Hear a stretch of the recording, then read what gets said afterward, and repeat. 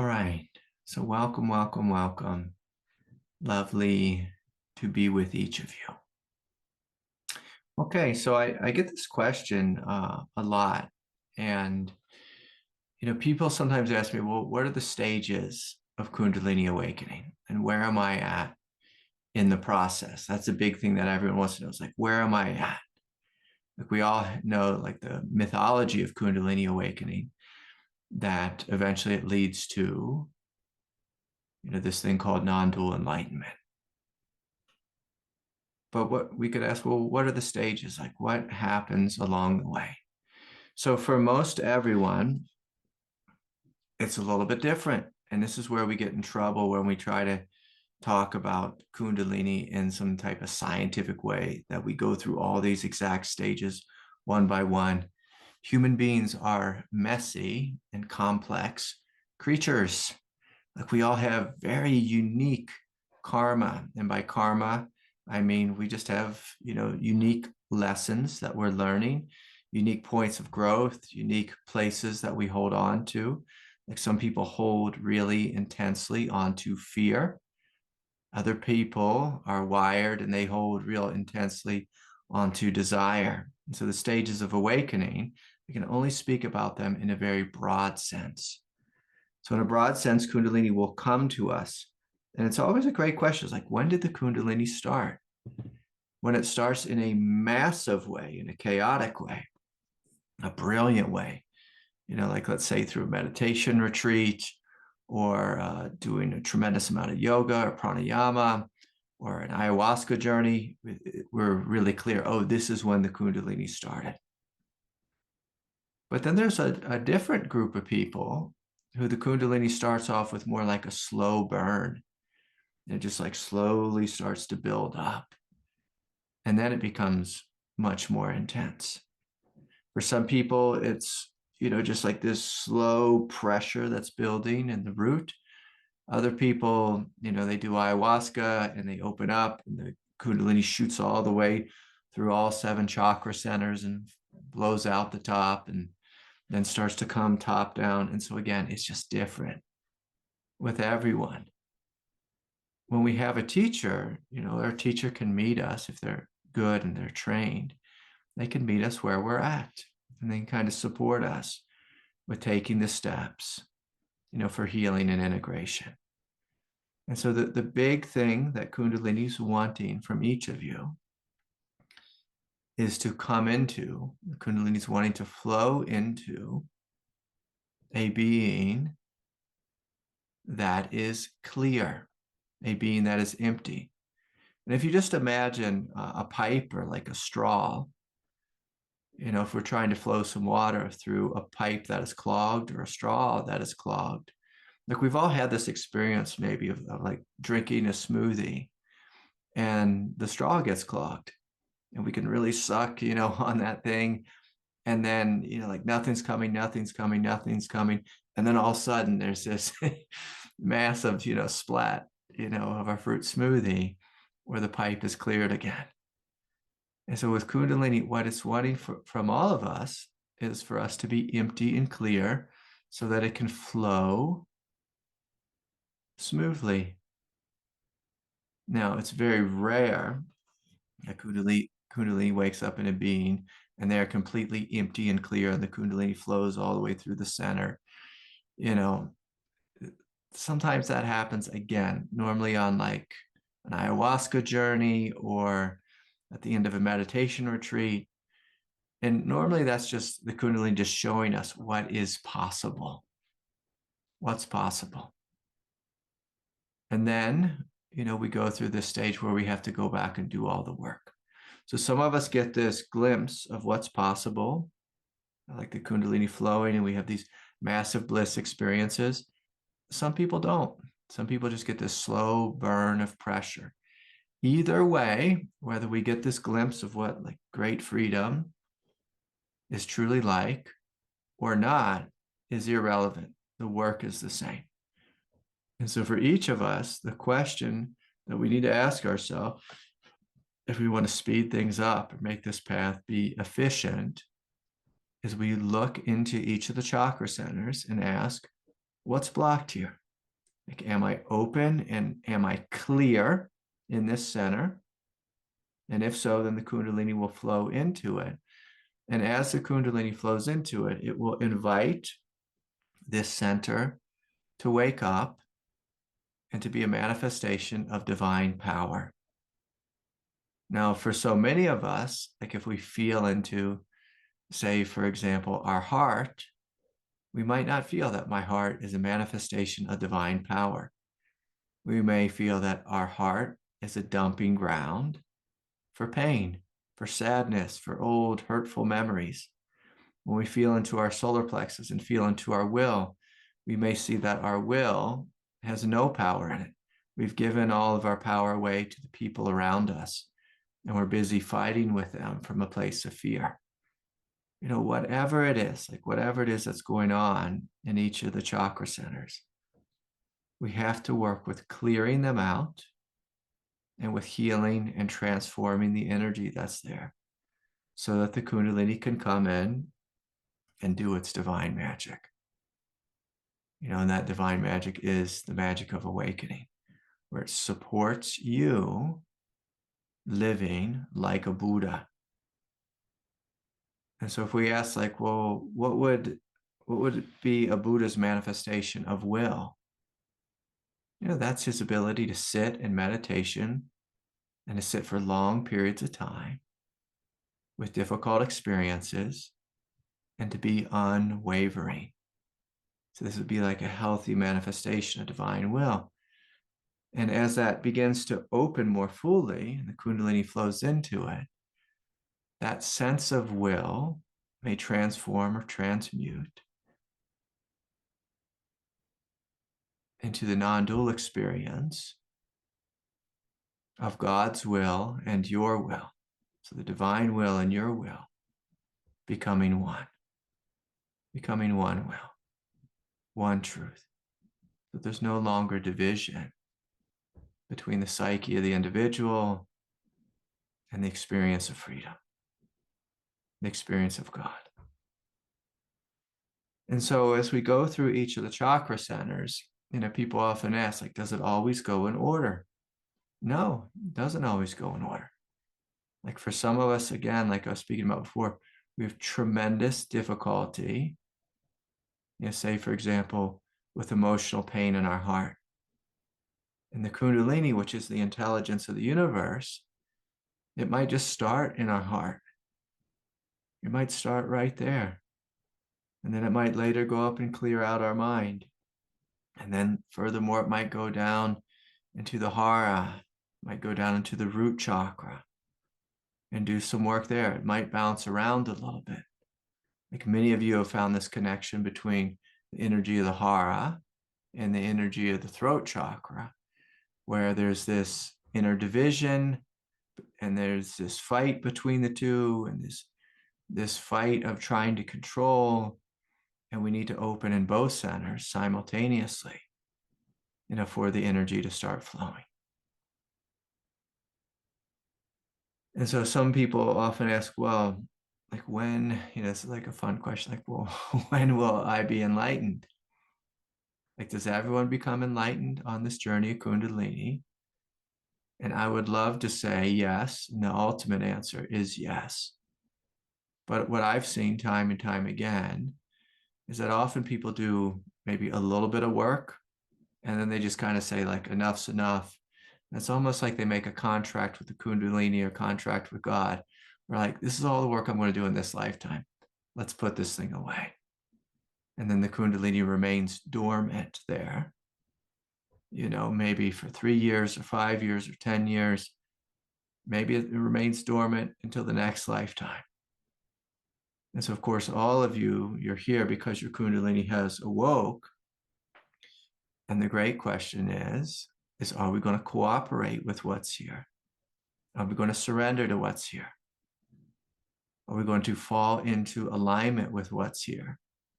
Or are we going to stay rooted in our ego, trying to control the process, which is basically going to pump the brakes the whole way? Like, am I going to pump the brakes the whole way Or am I going to open to the avenues of love and trust? What is it that I'm going to do? And so this is where Kundalini awakening intersects with non-dual spiritual awakening. We must ask ourselves, who and what am I? Am I the ego that's controlling the process? Or am I a spiritual being who has total faith in the process? When we shift our identity and we have total faith in the process, this wonderful thing happens. We begin to wake up to the realm of enlightenment. If we hold on to our identity with ego, we'll just kind of be pumping the brakes, trying to control the process.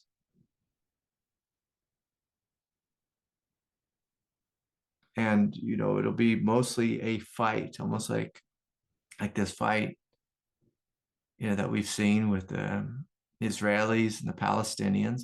When I was a little boy, every night on the news, my father, we'd sit down for dinner, we'd watch the news, and it was the Israelis and the Palestinians fighting. And we can continue that fight for multiple lifetimes.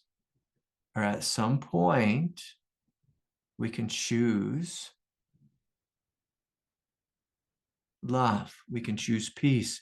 We can choose reconciliation. We can choose freedom. And when we make these greater choices, we step into a land of unity. Into a land of unity. And when we step into a land of unity, and we've healed through all the 7 chakra centers, our everyday experience is one of love, one of spaciousness, one of peace, one of fearlessness, one of embodying and manifesting the truth in our everyday lives. And so Kundalini is attempting to bring us all this great gift of freedom and the empowerment of our divinity. But the only way we will get to the end of the journey is if we choose to cooperate. So this question of where am I at on the journey is very irrelevant. How long will it take? It will take as long as you resist and as long as you fight. The question should always be, how can I cooperate with this greater aspect of my being, which is what Kundalini is? It's actually the truth of our nature. And so when we look at Kundalini as this outside force that's hurting us and harming us or making our lives difficult, the one thing we're doing for certain is prolonging the process.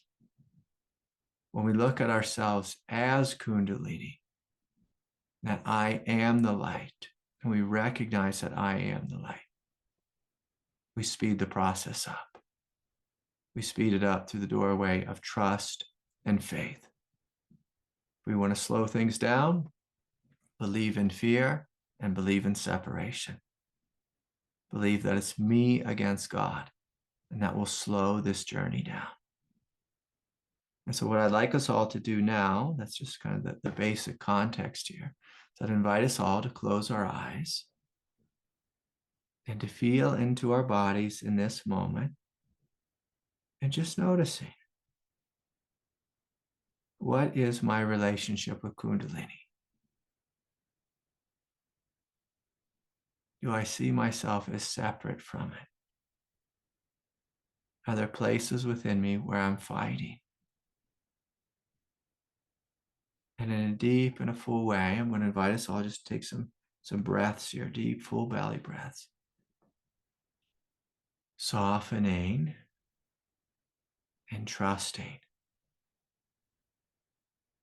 Softening and trusting that there is another way to live. A way where I do not fight with the energy of grace. There's a way to live where I come into alignment. I come into alignment with the energy of truth. And so let us start just by gently scanning the chakra centers, inviting them to be cleared out. And so we can all meet at the root chakra. And so giving ourselves permission to breathe deeply and fully into the root chakra. Deeply and fully into the root. And in a loving way, just noticing from the pelvis, the hips, the perineum, and the root. What do I feel here? Is my root chakra open and relaxed? Do I feel safe and supported here on planet Earth?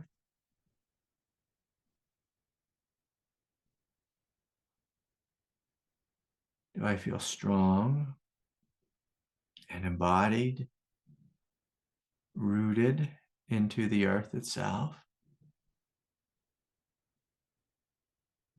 And if there's anything here, any difficulty, any disturbance, any fear, with each and every exhale, we're giving ourselves permission to let go. To let go of any fear. Each and every exhale, almost like we're sweeping away any egoic congestion in this center. And with each and every inhale, I want us just to imagine that we're rooting into the earth, almost as if our legs are roots that are growing into the earth.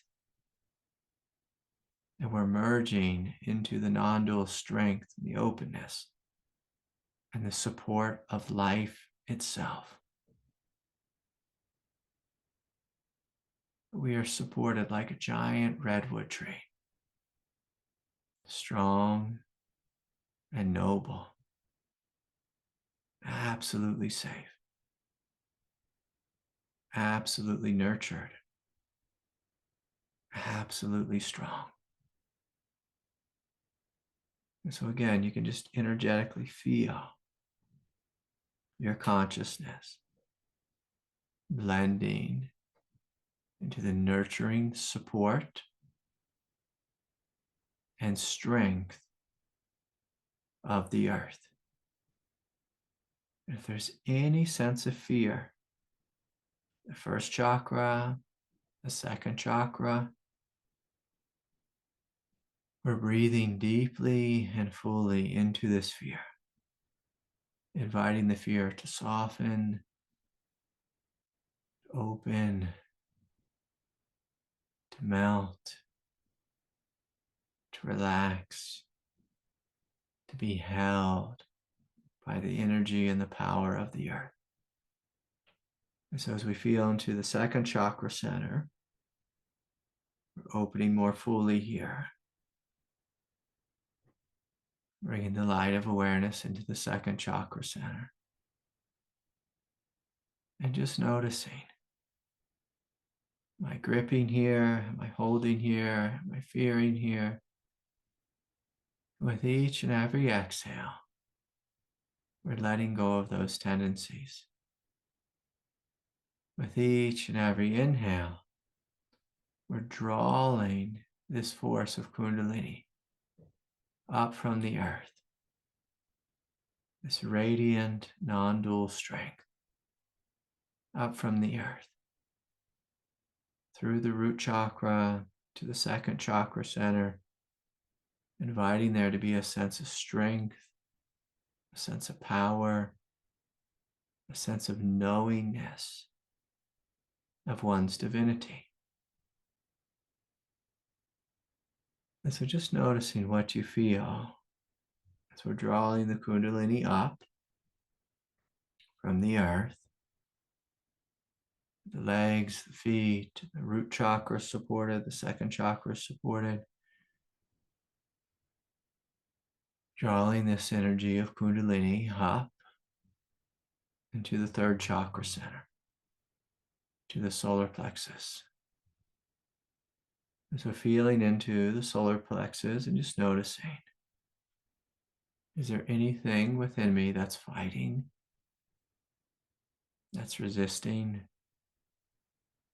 that has thoughts, it's me against life, me against my family, me against my brother or sister or partner or lover or mother or father.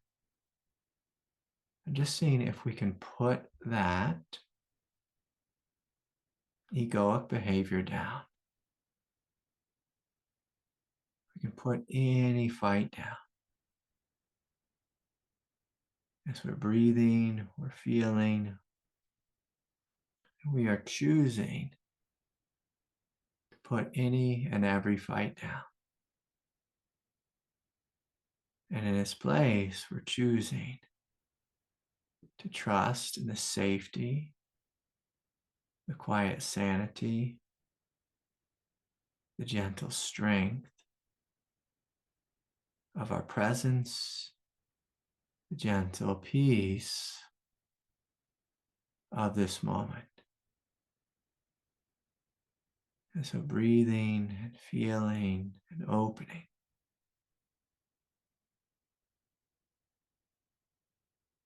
And just noticing what it's like to have a will where we trust instead of fight.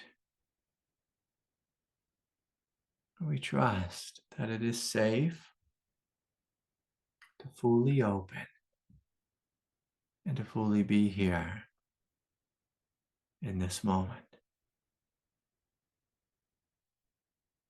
And so breathing in and breathing out, softening and trusting. As energy is flowing up the spine and into the space of the heart. And as we feel into the heart, just noticing, is my heart open? My heart empty of old emotional pain? Or is there anything that I'm still carrying around in my heart? Is there any old pain that I need to let go of? Is there any old heartache that needs to be embraced with love?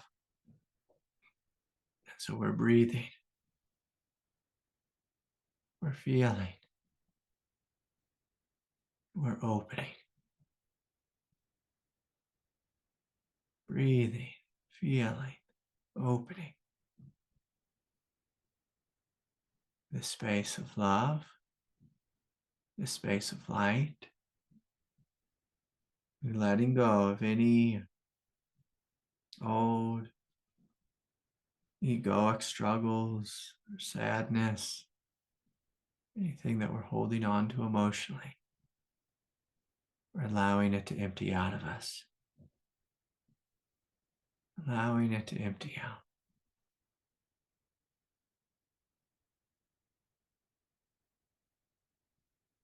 Allowing the heart to expand and fill with light.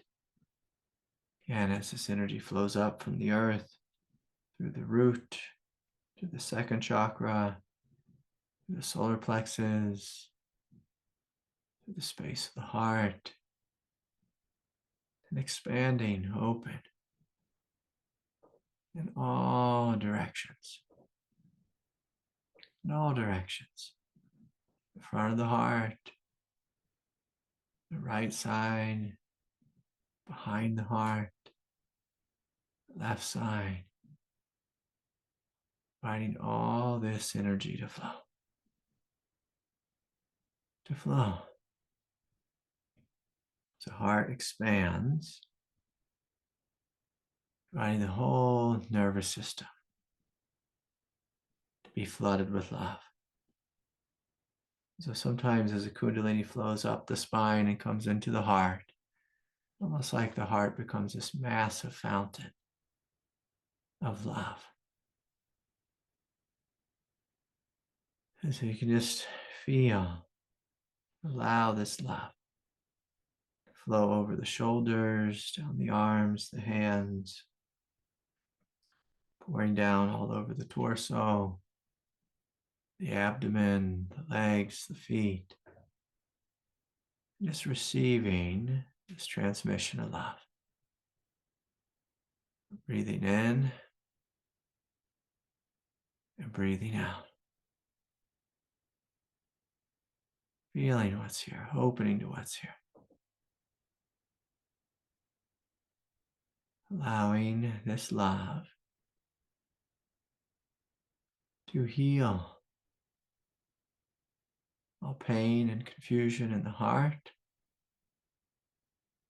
all sadness. Allowing this love to heal, to embrace any issues with fear in the first three centers.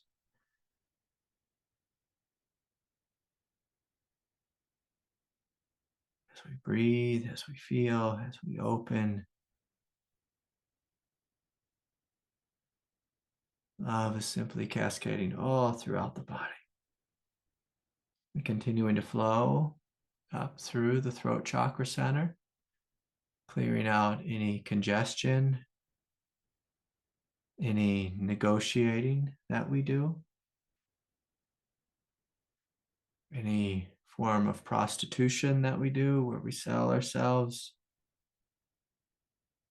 any sense of pleasing that we do, any sense of codependency, any sense of judgment,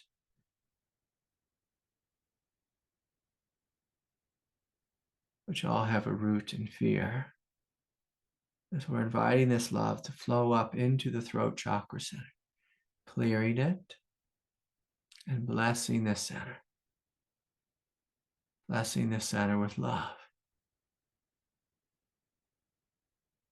with strength. Inviting this center to be an open conduit for the love of the heart, the truth of the hara to be expressed. And so this Kundalini is flowing up through the throat chakra, clearing out any confusion, radiating light through the throat chakra center, coming into the space of the mind, clearing out any limiting beliefs, any fearful thoughts, any sense of unworthiness or less than, any sense of thoughts that we trip over in our politics or our spiritual dogma, any thoughts we have about life that are opposite of reality, we're allowing it to be cleared out, to be emptied. As the Kundalini flows up into the space of the mind, inviting the mind to be vast, spacious, and empty, like the night sky. As this Kundalini Shakti continues to flow through the space of the mind, seeing it pour out the top of the head, blasting right through the crown chakra center, inviting this merging of heaven and earth, this merging of the divine and the human. So this flow of Kundalini up from the earth through the root, the second chakra, the third chakra, through the heart, through the throat, through the space of the mind, pouring out, merging into the energy of heaven. And with this, the energy of heaven is pouring down like a fountain, flowing all over the body, bringing a sense of harmony and a sense of integration, a sense of trust and empowerment, a sense of love and a sense of peace. And so with this, I welcome you into the space of this moment.